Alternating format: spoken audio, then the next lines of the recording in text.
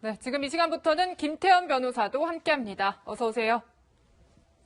네, 김홍걸 의원 국회 국정감사장에서 이 사진이 논란이 돼가지고 문자 메시지를 다루는 모습이 포착이 되면서 좀 화제가 됐었는데, 검찰 출석할 때의 언론 노출을 피하는 방법에 대해서 보좌진하고 아니면은 검찰 의원실 관계자하고 이렇게 문자를 나누는 모습이 포착이 됐습니다. 이 방법대로는 안 왔어요, 변호사님, 그죠? 네. 근데 정확한 사실은 조사받는 사람은 본성이긴 합니다.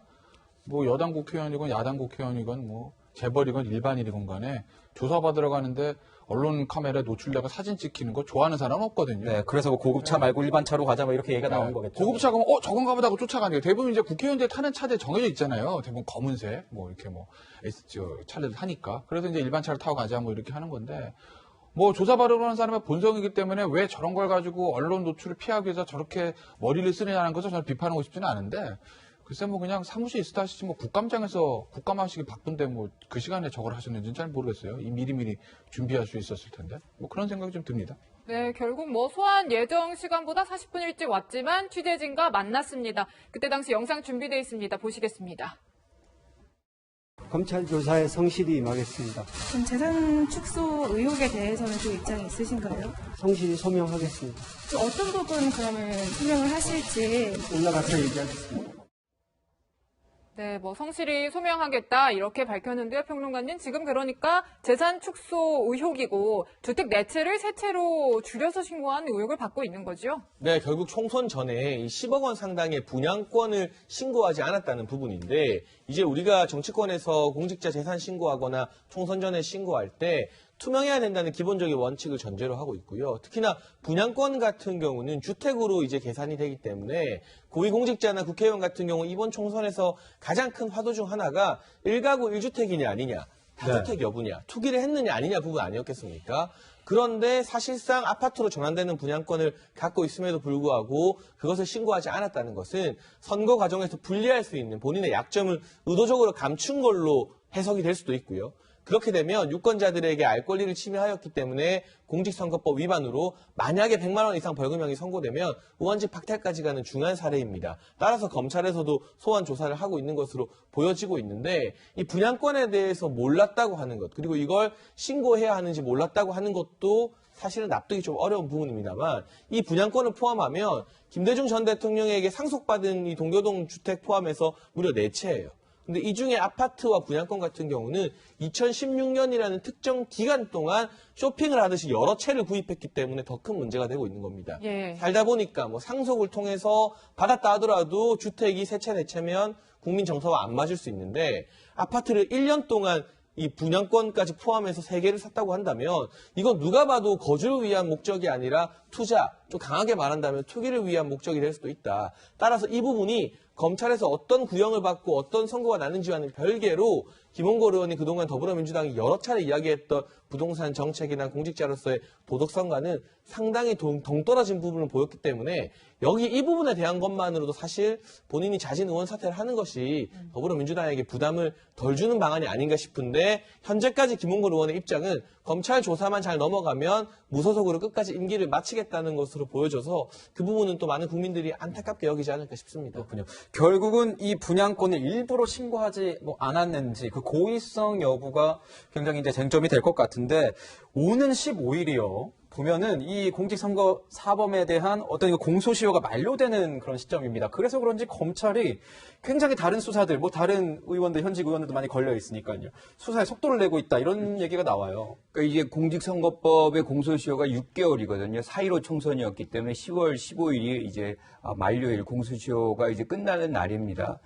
그런데 지금 우리가 이제 7일 남은 이 상황에서 불기소 처분이라든가 수사 중인 것은 막 가속화하고 있어요. 나흘 남았어요. 그렇죠. 네. 그러니까 지금 이 상황이라 그러면 6개월 동안 뭘 했는지 검찰이 왜 이 선거법 관련해서는 혐의를 이렇게 늑장 수사를 하고 마지막에 가서야 우리 국민들이 들여다보기 어려운 그런 시간적 여유를 주면서 이런 상황까지 몰고 가고 딱 불기소 처분하고 또는 일부만 가져가고 이런 것들이 반복적으로 나타난다는 거죠. 그러니까 검찰도 예컨대 이런 혐의가 부각되면 그때부터 충실하게 수사를 조기했다 그러면 국민들이 이 부분에 대해서 아, 이 후보자가 어땠었구나, 이 의원이 어땠었구나 하는 걸 알면 차후에 어떤 선거 과정 속에서도 뭔가 유권자의 어떤 선거 투표 권리를 좀 더 정확하게 행사할 수 있는 그런 이점이 있거든요. 그래서 검찰이 그런 부분을 감안해서 좀 이 선거 사범에 대해서는 좀 철저하게 조기에 좀 수사하는 그런 관례를 좀 만들 필요가 있겠다 이렇게 생각합니다. 저도 약간 궁금한 게 이 체포 동의안 같은 게 필요하지 않습니까? 이 국감 시즌에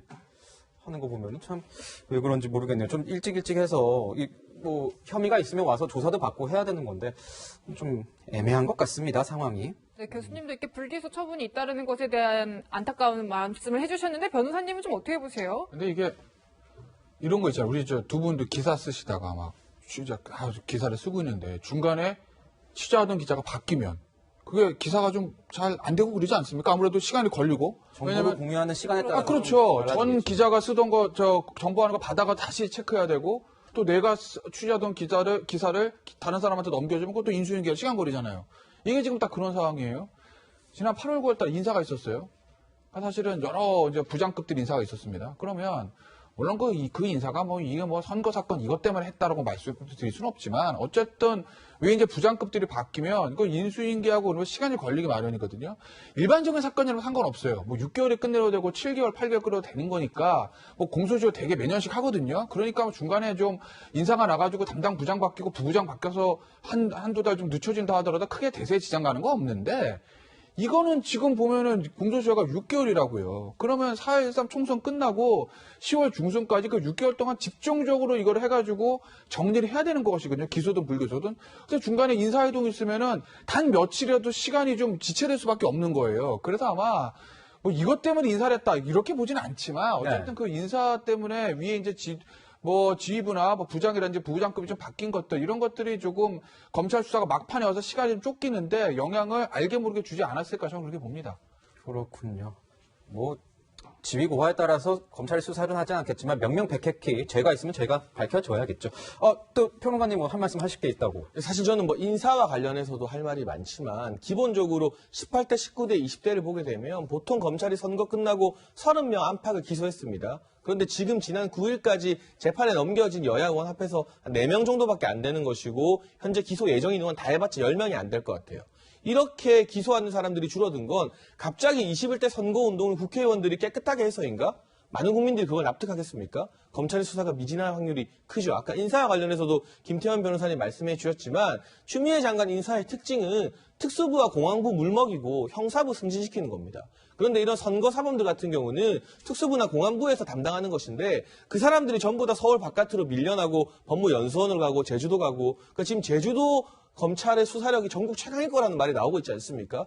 그런 상황에서 어떻게 수사가 될 것이며 평균적으로 지난 3번의 선거 동안 30명이 넘는 의원들을 기소했던 검찰이 이번에 10명도 채 기소하지 않는다면 이건 수사 부실이다. 이러려고 검찰 개혁했느냐는 말이 나올 수밖에 없고요. 몇 가지 사례를 보게 되면 더불어민주당 양양자 의원 캠프 같은 경우는 불법으로 음식물 제공하고 사전 선거 운동한 혐의에서 전직 후원회장과 시의원 등 5명은 기소가 됐지만 양양자 의원은 빠졌습니다. 고민정 의원 같은 경우도 공보물 제작에서 허위사실 공표, 공보물 제작자만 기소되고 의원은 빠졌습니다. 저도 선거 캠프에 있어봤지만 공보물 제작할 때 의원한테 컨펌 안 받고 제작자가 혼자 제작하는 캠프가 이 300개 지역구 중에 300개 아니죠. 250여 개 지역구 중에 몇 개가 있겠습니까?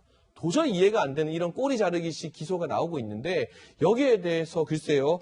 검찰이 이 지난 총선들과 다르게 이렇게 축소 수사를 하는 것은 여당이 너무나 많은 의석수를 확보했기 때문에 굳이 재판에 많이 보낼 필요가 없지 않겠느냐. 이런 정치적 의혹을 받아도 현재까지의 결과로는 저는 할 말이 없는 상황이라고 봅니다. 네, 지금 장혜찬 평론가가 이제 말씀을 해주시면서 검찰의 어떤 법무부 장관의 인사 스타일에 대해서 얘기를 한 것 같은데 그 부분은 개인 의견이라는 점을 저희가 좀 지적을 하고 가겠습니다.